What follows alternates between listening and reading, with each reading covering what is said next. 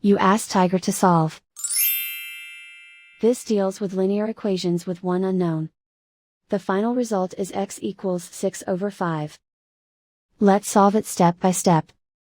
Simplify the expression. Expand the parentheses. Multiply the coefficients.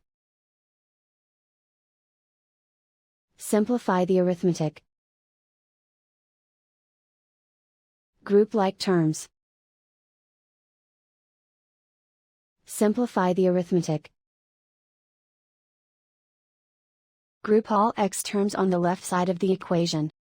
Subtract 5x from both sides. Group like terms. Simplify the arithmetic. Group like terms. Simplify the arithmetic. Group all constants on the right side of the equation. Add 10 to both sides. Simplify the arithmetic.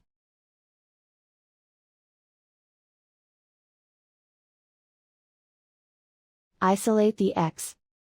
Divide both sides by 15.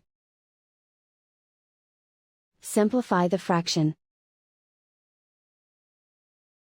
Find the greatest common factor of the numerator and denominator.